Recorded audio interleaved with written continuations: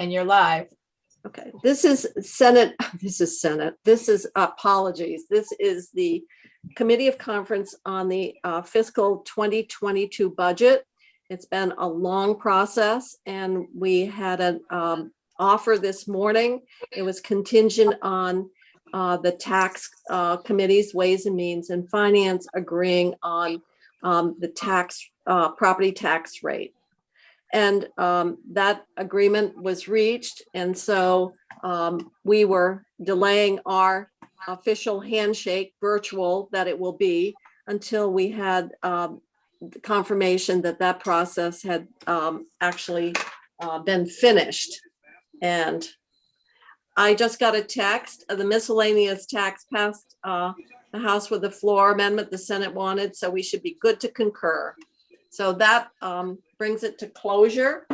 And I think at this point, I just need to get confirmation from each conferee that we have agreement on this report, the conference report, as it's been sent out, reflecting the agreement that we made this morning and that closed out the last two sections. One was on the OPEB and creating the reserve in the Ed Fund, and the other was the 3% provider increase for Choices for Care and Mental Health and ACCS. So I think at this point we would normally pass the documents around and we would all sign. But in the absence of that, I'm going to ask for your verbal signature. So Chair of House Appropriations, do you vote in affirmative? Are you putting your signature on the line here? And you're muted. Beg your pardon. Yes, Senator Kitchell, I agree with the conference report and am delighted to sign it. Okay. Senator Sears. Yes, I agree with the conference report and I'm delighted to sign it. And I want to thank all other 5 members of this conference committee for the hard work. And I want to particularly thank the staff. This has not been an easy process. So I just want to, my thanks to all of the staff. Yes. I agree. I think we would be, it's so easy to take it for granted, and working in this environment makes it even more difficult. So I will go to Representative Fagan.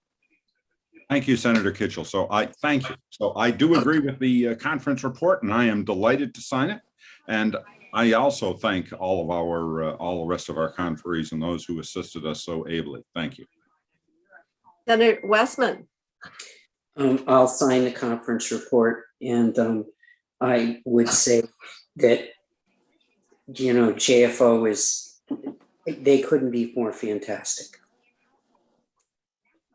So Representative Jessup, can you trump all this? Well, I don't want to use, what can you add to the accolades? Well, I can add that I agree, and I'm pleased to support the conference report, and thank you all for patience with my learning curve on this, and to all the staff and to all of you. So I think that leaves me. Yes. I think so. And you're no. And I also concur with the conference report, and I want to thank all the members of the conference committee. It's been tough. I think in most ways, there was no disagreement in terms of what we needed to do, and we ended up doing a tremendous amount of work. I've said before, putting together a budget and what the joint fiscal staff had to do to crosswalk and move out the general fund, and all of that is, in going through it, it's just so impressive what we've accomplished to get to this point. And I think we all are happy to bring this first year to closure of this session, and to thank everyone in joint fiscal and the Ledge Council people that did a lot of drafting in this bill. And so for anyone who has participated, we owe you a big, big thank you. And so I think we've all signed virtually. We will get an email and then we'll respond to Secretary Bloomer. And I see Representative Hooper has her virtual hand up. Yes, ma'am. I wanted to add my thanks to the list. I don't know if people realize that not only under normal circumstances, this is a very complex process to go through, but about less than 10 days ago, the federal guidance came out on the ARPA.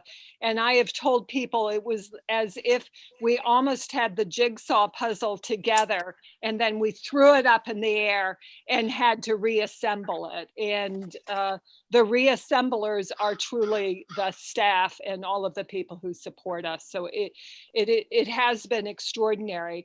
And I also just wanted to note, we've had our disagreements and different points of view, but what I am absolutely positive of is that each and every one of us was totally focused on how to best serve Vermonters and in meeting our obligation to manage and steward the resources of the state of Vermont as well as we could.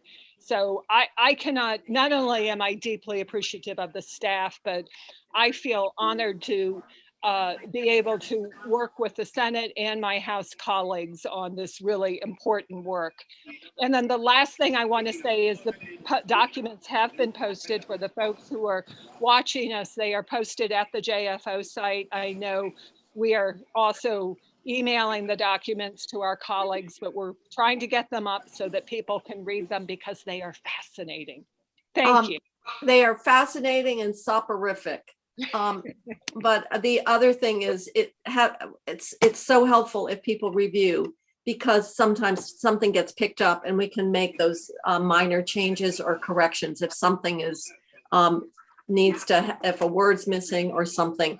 So if anyone is listening, and normally we would have the paper and you would go out and copy it and give that kind of feedback. So it's very helpful because the more eyes looking at this document, and it's a long document, so 188 pages. So it's not exactly a short document, and it's really a lot of complexity. So with that, I am going to then bring this committee of conference to closure, and it's only 5:38, so maybe we won't have to rely on toast or leftovers and can get a decent meal tonight, including the staff who've probably got a lot more work to do. So with that, thank you, everyone, and we will adjourn.